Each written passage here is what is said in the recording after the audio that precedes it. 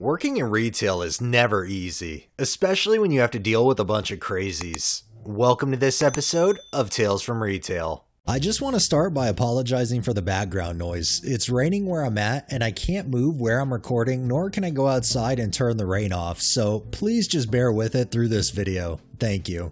Our first tale is from Artillery Oopsie, titled When Greeting the Customer Goes Wrong, Combat Karen Edition. This takes place in an electronics retailer about 10 years ago. It is important to note that we are required to greet every customer as they enter. This is not hard, it is a small store. One day a customer walks and goes straight to the cell phones. We get good commission on those. I get a little excited someone is interested, as it does not happen often in this dying mall. I walk over and greet her promptly. "How may I help you, ma'am?" She stops dead with this deer in headlights look. "I didn't steal anything." Just a note here, I would never assume anyone was a thief as they walk in. I was thinking commission, oh boy. "I was just greeting you. We're required." "I said I didn't steal anything." Me taking a slightly sterner tone. "I never thought you did. We are required to greet every customer as they come in." She then takes what I recognize from my various martial arts as a fighting stance. I find this very odd. Karen is 1.5 feet shorter than I am, and scrawny. I recognize that this is the time to de-escalate.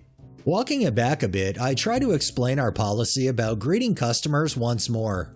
"I do not deserve to be treated this way. I will never come in here again."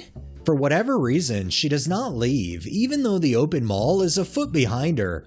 She holds her ground, glaring at me like she's going to either lunge or run. What does she think was going to happen? Me exasperated. "Please don't." She yells something unintelligible and bolts. That "please don't" remark of mine would have never come out just 6 months earlier. However, I was a month out from being shipped to Army basic training, and after 7 years of retail, I'm starting to feel the need to kick out mean or crazy people. What are they gonna do, fire me? We don't deserve to be treated poorly for working there. I agree 100%. I think anybody who has to deal with customers deserves to be treated with respect, and they shouldn't have to put up with really bad behaved customers. Our next tale is by Black Mage 122, titled Always Trust Your Instincts. This one happened to me yesterday, and I got closure on it today when I got into work. Towards the end of my shift, I had a customer come in with someone who I assume was his daughter. He grabs a drink from the fridge and goes to use our ATM. He comes to the counter and asks the price for our cheapest smokes. I tell him and he declines. He then proceeds to put his drink back, get a different one, and pay for that instead. He leaves the store, then comes back about 30 minutes later. He decides he does in fact want the smokes, but also asks after something for his car. He looks for this, decides against it, then pays for his smokes and leaves. Now, this is all slightly odd, but not too unusual behavior for my area, but it triggered something in me to take a look at the camera footage. At the time I didn't see anything, but looking at it again today showed it all. I've left out the part where a person with him was wearing a puffy jacket on a hot summer's morning. Usually, I wouldn't worry too much about it because she looked about 15 and they do weird things at that age, but his behavior was just weird enough for me to investigate.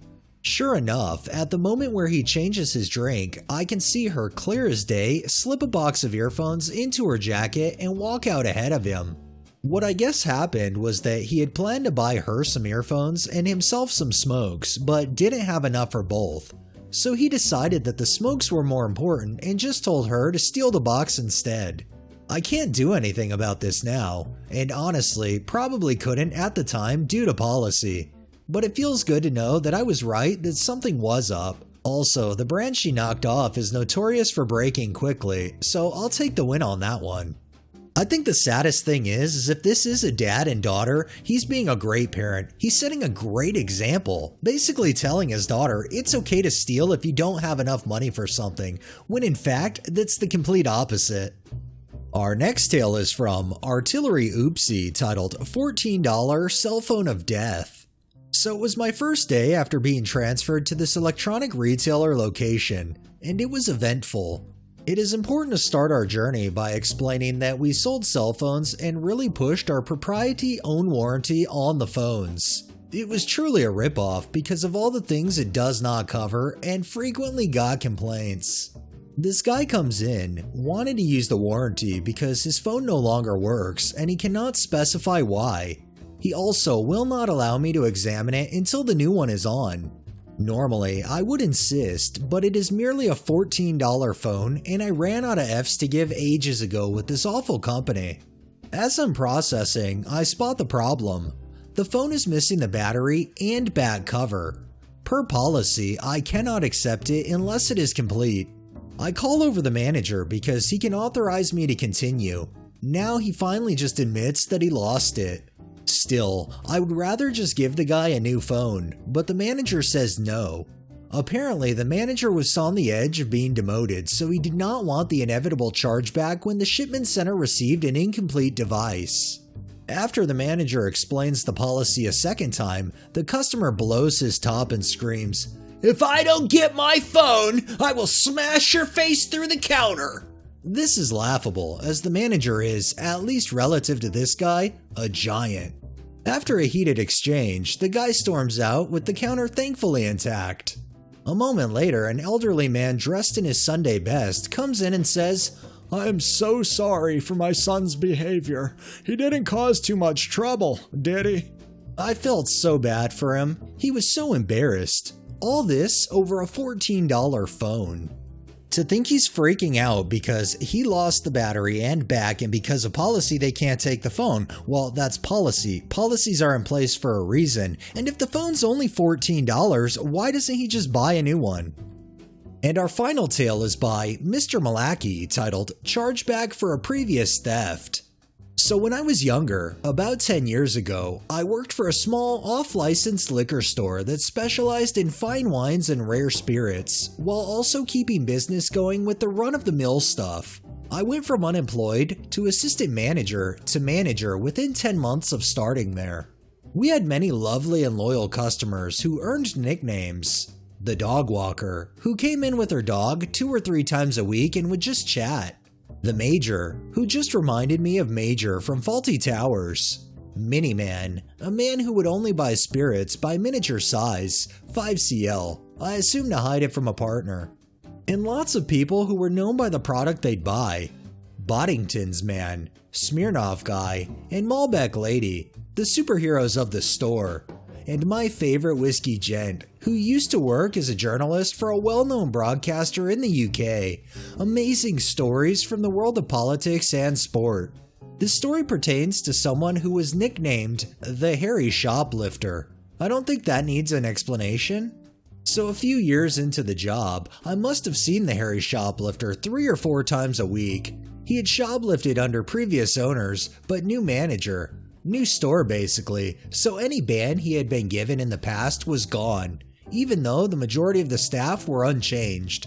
The hairy shoplifter is browsing and quite blatantly slips a bottle of wine into his sleeve and walks out. At the time I was busy and I just couldn't be arsed to deal with reporting it properly. Calling the police, waiting for a report, a 6-pound bottle is equal to 80 pence profit to the store, more to the franchise owner. So I write it off as a loss and get on with work and life. However, in the back of my mind, I knew that wouldn't be the last I saw of him. Sure enough, 2 weeks later, he's back in the store. This time it is much quieter. He picks up a few items and brings them to the till. The till was fairly old, so was still manual typing. After 2 years, I'd basically memorized the price of every item in the store, at the very least, those that were purchased regularly. He, on the other hand, does not. So I managed to price up the items, adding in the price of the bottle they had mysteriously disappeared. The hairy shoplifter said that it was more than he thought it would be, so I said something to the effect of we've recently upped prices due to some unexpected losses over the last month. The hairy shoplifter understood, I think, smirked, nodded, and paid and then went on his way. My last question was always, I wonder what he managed to hide, and how, that made paying the extra worth his while. This definitely sounds like somebody that's testing the waters. They'll see what they can get away with, come in, act like a normal customer, and I guarantee you when they come in again, they're probably going to try to steal something. You can't change those people. Alright, that's enough tales for the day. Well, that wraps up this episode of Tales from Retail. If you liked the video, please drop a like, share my content on all of your social media, subscribe if you haven't already, and make sure to hit that bell. It really helps my channel grow. And drop a comment down below. Thanks for watching, thanks to my patrons, have a great day and stay safe out there.